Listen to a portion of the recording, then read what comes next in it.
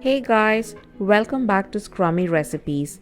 Today we are making this thick and creamy classic mango milkshake. Hope you guys like it.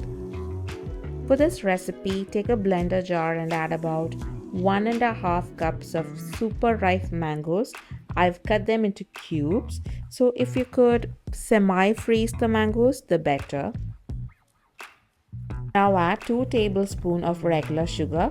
You can replace sugar with any other kind of sweetness. Now add about 1 large scoop of vanilla ice cream. This would be around 200 ml of ice cream. And finally, add 1 cup of chilled milk.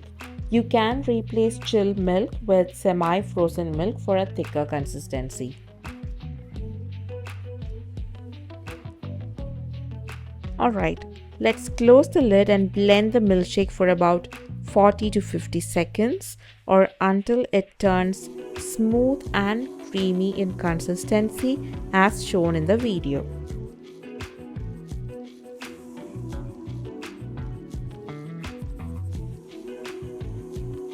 Now let's quickly transfer the prepared milkshake to a serving glass, and you can either top it with a scoop of ice cream or you can pipe some whipped cream like I did.